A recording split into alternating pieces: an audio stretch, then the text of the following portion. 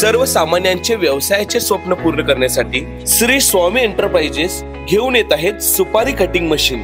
5 वर्षाचा कायदेशीर stamp paper, नोटरीकृत व्यवसाय करार, उत्पादन मर्यादा 1 किलोग्रॅम प्रति तास, क्षमता 12 तास ब्रेक न करता मशीन चालू शकते। Powder coating finish, heavy duty material वापरले आहे।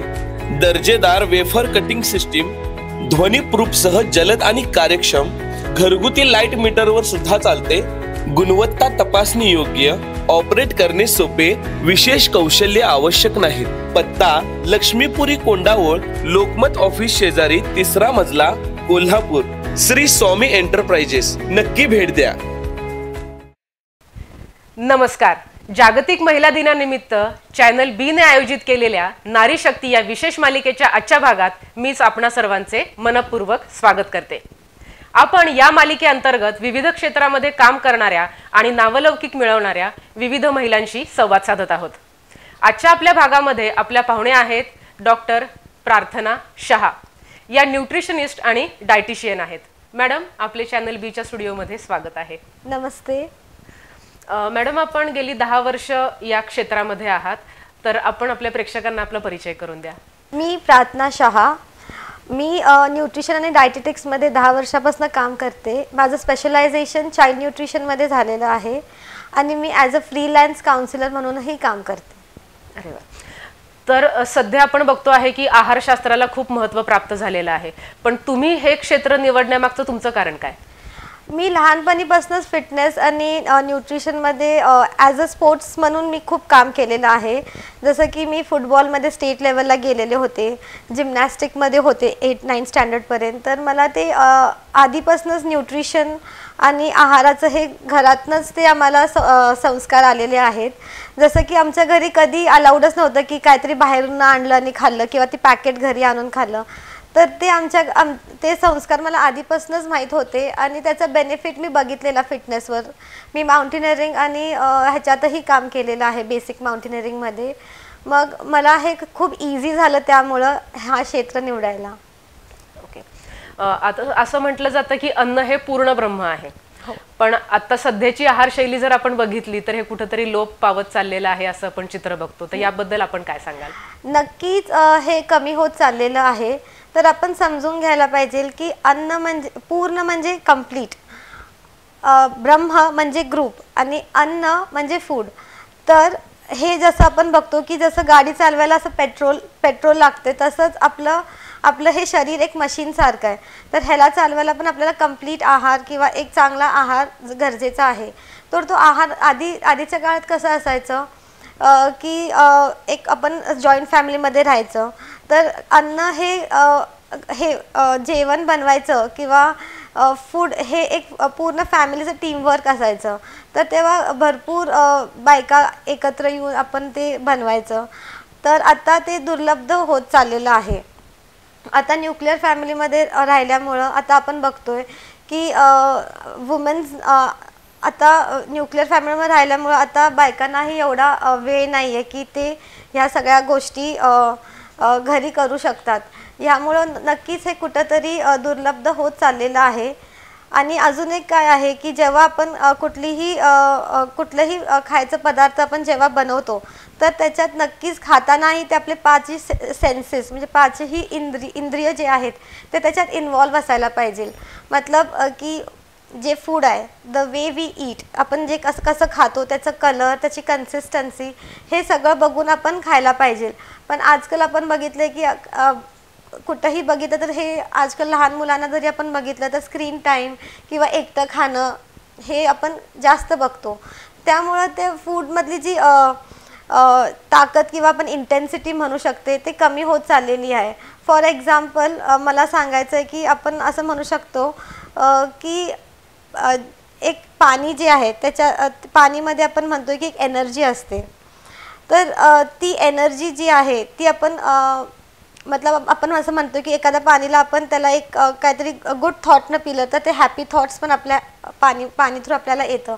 तर आपण जे फूड बनवतो किंवा जेव्हा आपण काहीतरी खायचं जेव्हा आपण बनवत असेल तर आपले विचार त्यात आपण चिडून बनवायला लागलोय का आपले त्यामधलं म्हणजे सुग्रहण जे म्हणतो तर ते खाण्याचे जेवण बनवताना जे आपले जे थॉट्स आहेत ते पण खूप इम्पॉर्टंट आहेत.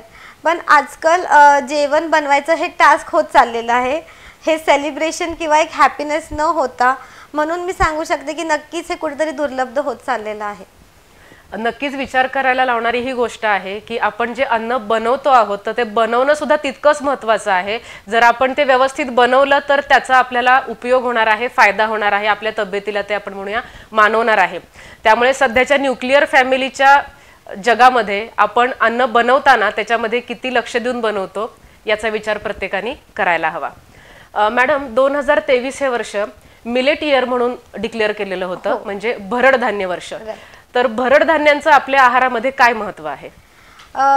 नक्कीच मोदीजींनी खूप चांगली संकल्पना आणलेली गेल्या वर्षी भरड धान्याबद्दल. पण आपण अगर बघायला गेलो तर हे भरड धान्य जे आहे हे आधीच्या काळात घरी आपल्या घरी गिरटी असायची तर ते भरडायचं की त्याला भरड धान्य बनवायला ॲटलिस्ट ते धान्य आपल्याला 1-6 तास अगर आपण ते भिजवलं आणि केलं तर त्याचे आपल्याला फायदे भरपूर मिळतात. पण जसं मी सांगितलं क्विक फिक्स आणि प्रोसेस्ड फूडमुळं आपण थोडंसं ह्याला साईड ट्रॅक केलेलं.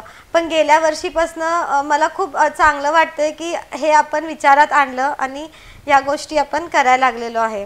तर जसं मी सांगू शकते की फिंगर मिलेट्स, रागी, बाजरी, ज्वारी, नाचणी हे सगळे जे पण मिलेट्स आहेत हे मिलेट्स आपल्या शरीराला अत्यंत गरजेचे आहेत.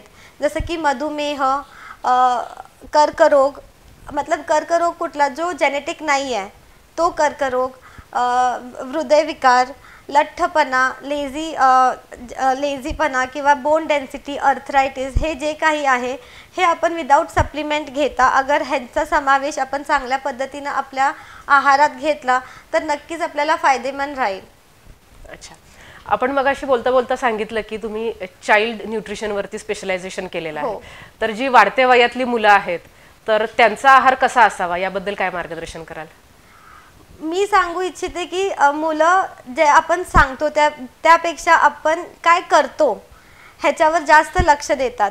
जसं की मी पण 2 छान मुलांची आई असल्यामुळे मी हे सांगू शकते की अगर मला त्यांना चांगले फूड हॅबिट्स लावायचे असेल तर आधी त्यांनी कुटुंबात ते बघायला पाहिजे. त्यांना ते संस्कार पाहिजे घरात की मम्मी कसं खाते, पप्पा कसं खातात.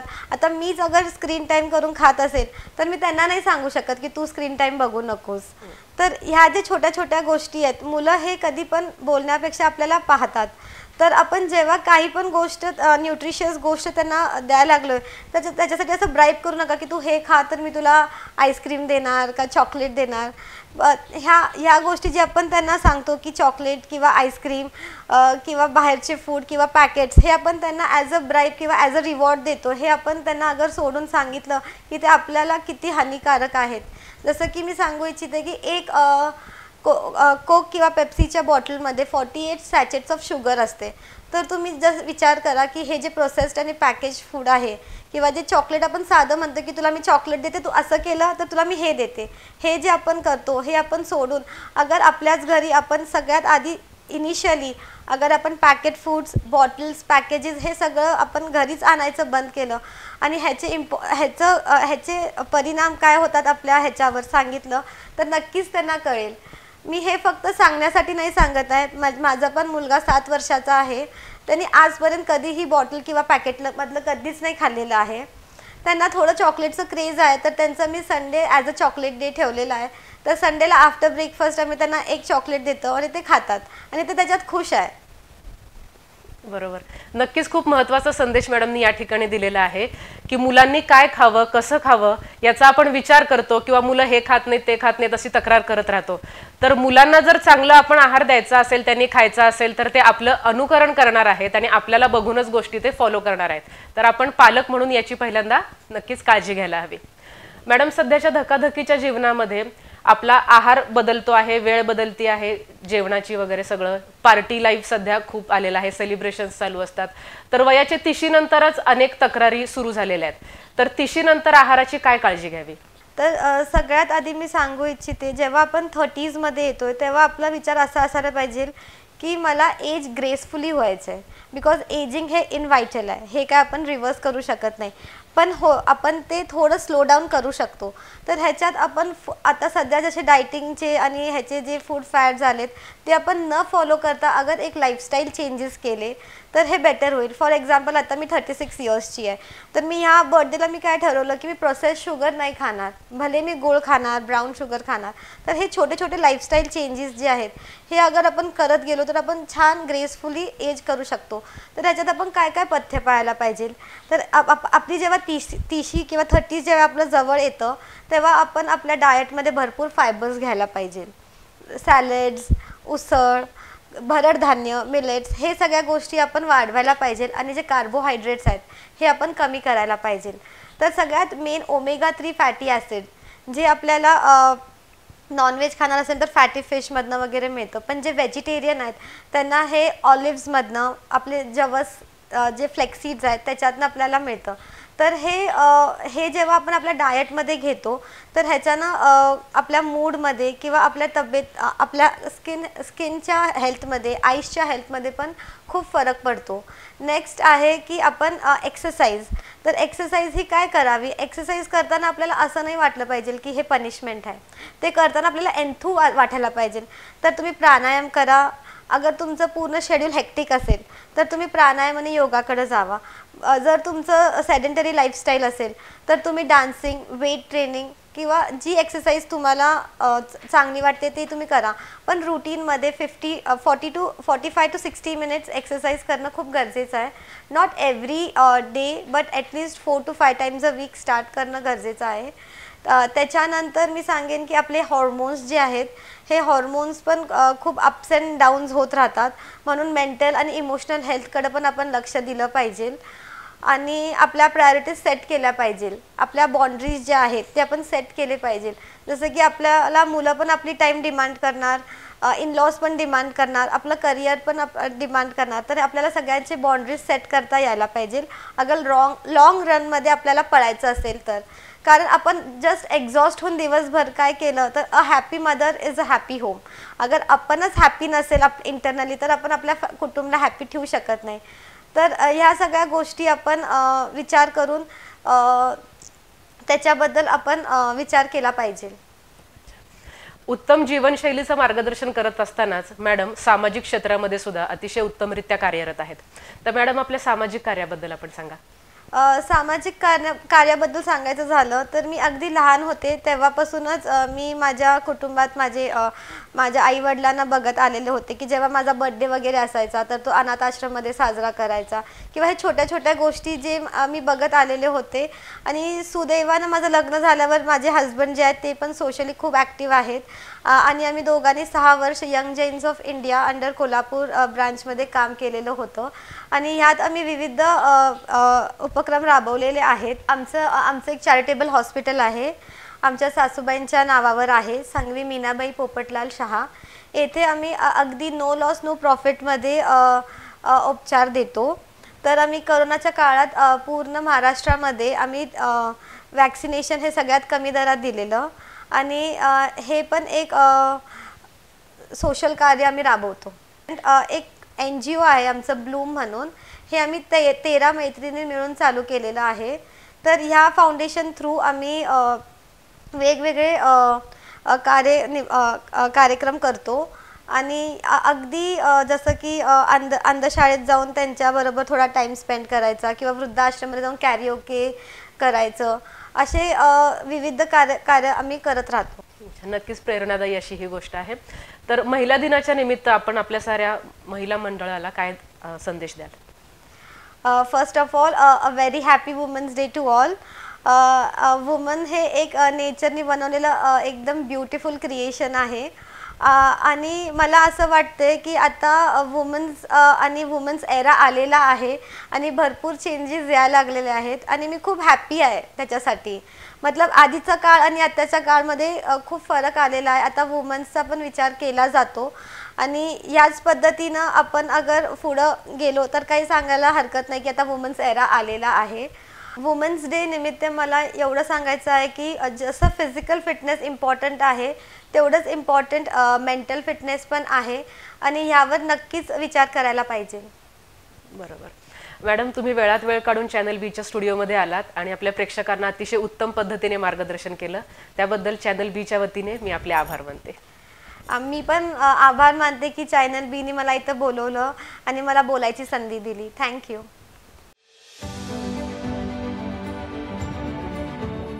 इन्स्पायर अकॅडमी शिक्षणाची परंपरा ही कोणत्या स्थानावरून नाही तर त्या संस्थेवरून ठरत असते. IIT, JEE, नीट, MSCIT ची उत्तम तयारी करून घेणारी पुणे, सातारा आणि कोल्हापूर येथील प्रसिद्ध संस्था इन्स्पायर अकॅडमी. इयत्ता 7वी पासूनच इंजिनिअरिंग आणि मेडिकलचे foundation course, KVPY, olympiad, NTSC यासारख्या स्कॉलरशिप परीक्षेत हमखास यश मिळवून देणारी अकॅडमी इन्स्पायर अकॅडमी. IIT फॅकल्टीच्या उज्ज्वल परंपरेतून घडलेला विद्यार्थी भविष्यात लौकिकात भरच घालेल. BITSAT entrance, JEE main आणि ॲडव्हान्सची तयारी, स्पेशल NDA कोर्स, शिवाय बाहेर गावच्या विद्यार्थ्यांसाठी राहण्याची सोय. महाराष्ट्रातील हायेस्ट सक्सेस रेट असलेल्या इन्स्पायर अकॅडमी मध्ये आजच प्रवेश घ्या आणि आपल्या पाल्याचे भवितव्य घडवा उज्ज्वल.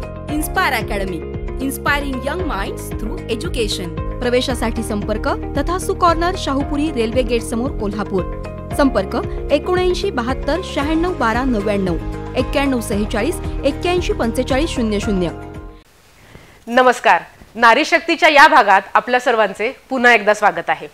आत्ता आपल्या स्टुडिओमध्ये माझ्यासोबत आहेत सौ श्रद्धा सोवनी, की ज्या कोल्हापूरमधील प्रसिद्ध गुडीज हे दुकान गेल्या 30 वर्षांपेक्षा जास्त काळापासून चालवत आहेत.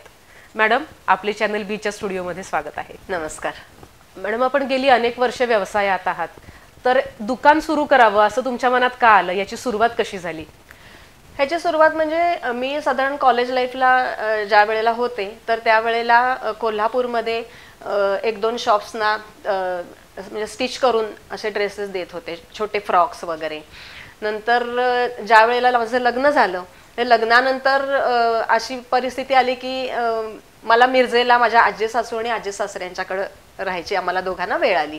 आणि त्यावेळेला माझ्या मिस्टरांची पण नवीन सुरुवात होती, माझीही सुरुवात होती. आम्ही दोघेही पायावर उभे नव्हतो. अशा वेळेला आमचं लग्न झालं होतं. तर ते सांगलीला जायचे त्यावेळेला इन्कम टॅक्स, सेल टॅक्सच्या प्रॅक्टिससाठी आणि मी घरी असायचे. आजपर्यंत मी घरी कधीच अशी रिकामी बसलेले नव्हते. मग त्यावेळेला सकाळी काम झाल्यानंतर दिवसभर रिकामं असायचं. मग त्यावेळेला काय करावं? मग त्यावेळेला मला असं आठवलं की इथे मिरजेमध्ये आपल्याला वर्कर्स मिळू शकतील, सबर्ब एरिया असल्यामुळे वर्कर्स मिळू शकतील. मग त्या दृष्टिकोनातनं मी घरी जरा अशी माझ्या आजी सासऱ्यांच्या बरोबर बोलले की असं असं मी सुरू करू का? तर ते म्हणाले हो, काय करायला हरकत नाही, आपला वाडा रिकामाच आहे आणि इथं काहीच हे तुला अडचण नाही आहे. आणि मग आम्ही मशीन्स वगैरे मिरजेला खरेदी केली. आणखीन पूर्ण वाडा रिकामा, आम्ही 4 जण फक्त असायचो वाड्यामध्ये.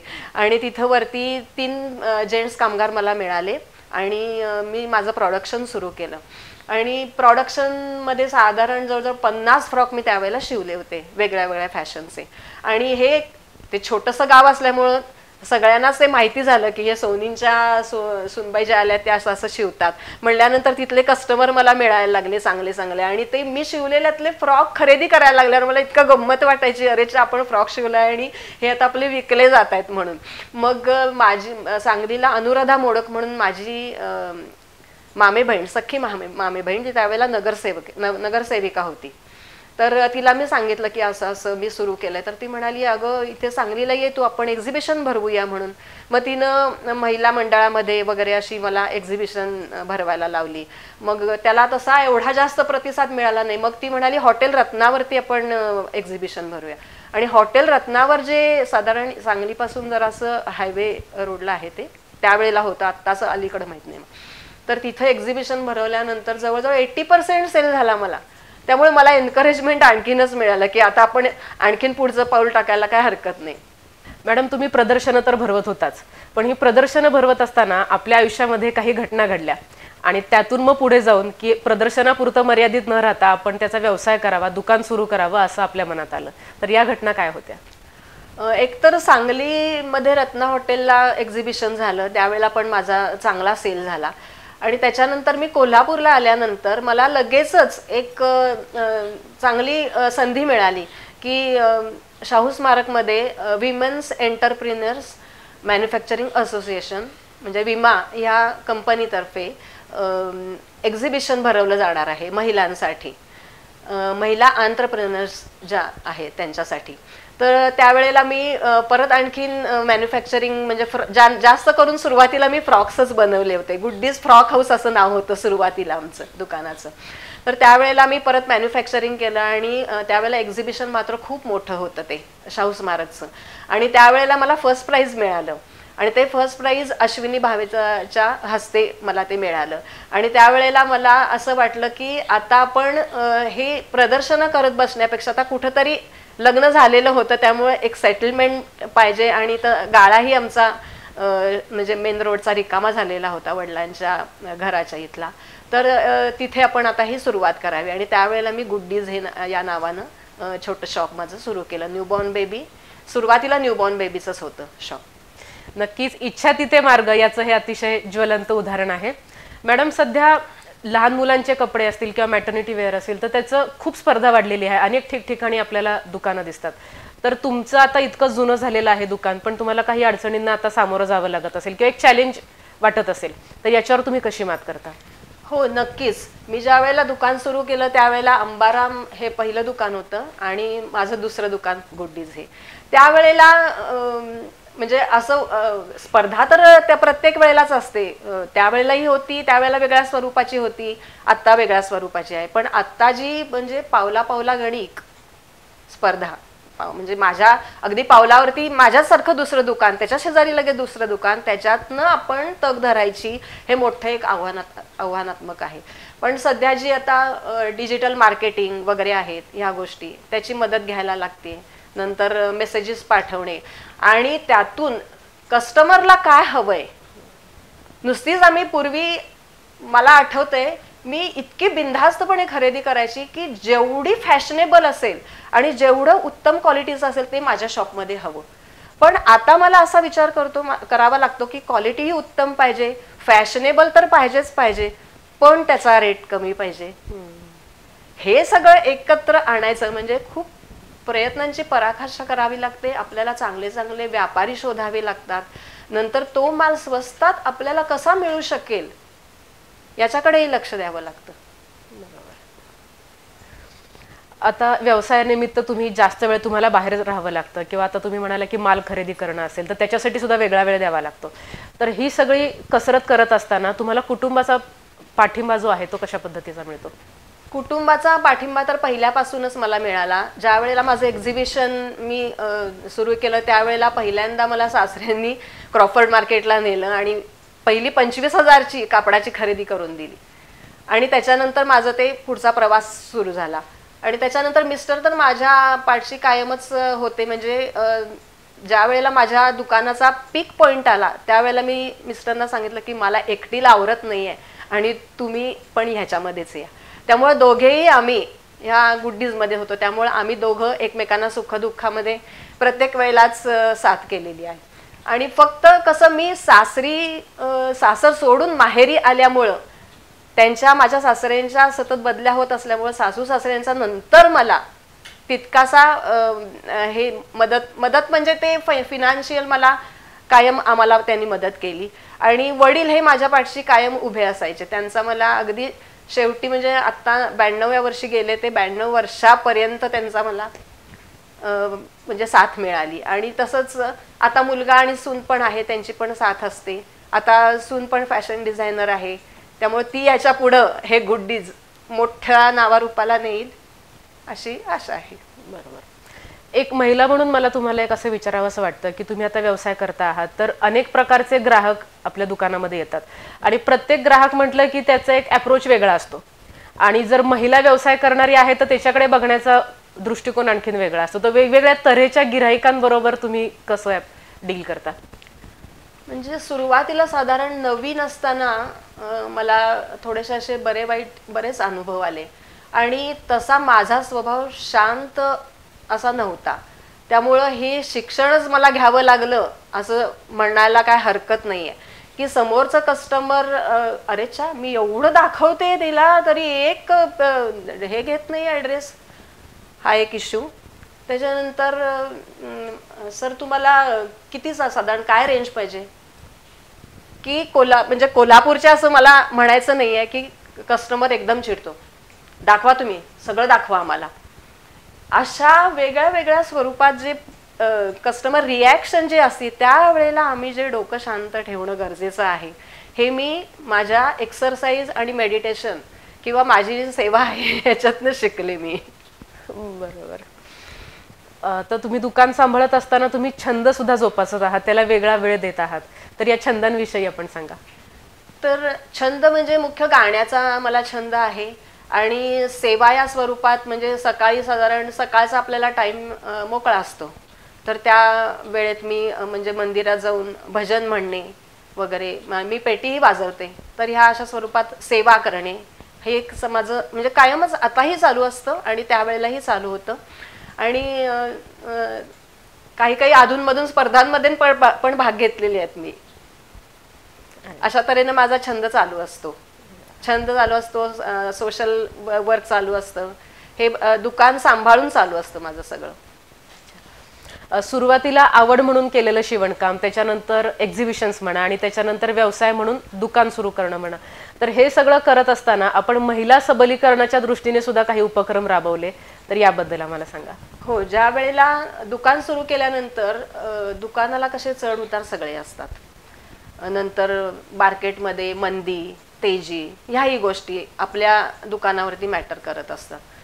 तर त्यावेळेला असा एखादा मला एक प्रसंग आला की दुकानाचा सेल अचानक कमी आला. मग त्यावेळेला आम्ही साधारण विचार करून मॅटर्निटी आपण जर सुरू केलं तर कोल्हापुरामध्ये मॅटर्निटी त्यावेळेला कुणाकडेच नव्हतं. माझं पहिलं शॉप होतं की त्यावेळेला मी मॅटर्निटी म्हणजे काय, नुसते फिडिंग गाऊन नाहीत, तर आता जी कन्सेप्ट आहे की पूर्वी स्त्रिया डिलिव्हरी नंतर साड्या नेसायच्या, आता ती वस्तुस्थिती तशी राहिली नाही. आत्ताच्या मुलींना नवीन नवीन ड्रेसेस वेगळ्या वेगळ्या स्टाईलचे, वेस्टर्न स्टाईलचे हवेत, तर ते आपण आपल्या दुकानामध्ये आणावं असा एक त्यावेळेला विचार झाला. मग त्याच्यासाठी तो वर्ग मिळवायचा कसा, तर मग त्यावेळेला मॅटर्निटी हॉस्पिटलशी आम्ही कॉन्टॅक्ट साधला आणि माझ्या मिस्टरांनी कोकणामध्ये नंतर साताऱ्यापर्यंत सगळ्या ठिकाणी व्हिजिट केली मॅटर्निटी हॉस्पिटल.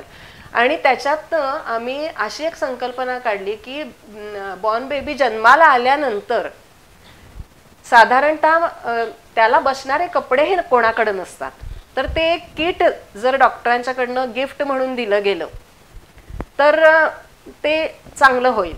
मग तसं आम्ही काही किट बनवली वेगळ्या वेगळ्या प्रकारची. गोव्यामध्ये पण त्यावेळेला आमचा खूप माल जात होता, तर त्यांना ती किट दाखवली आणि आम्हाला बेबी सेटच्या खूप ऑर्डर्स मिळाल्या सगळ्या ठिकाणाहून, कोकणातून, गोव्याहून, सातारा जिल्हा सगळीकडून ऑर्डर्स मिळाल्या. आणि तो क्राऊड त्यामुळं आम्हाला मिळाला बॉर्न बेबीचा, आणि त्याच्यामध्ये आम्ही पॅम्पलेट घालायला सुरुवात केली की आमच्या दुकानाची ॲडव्हर्टीज पण व्हायला लागली.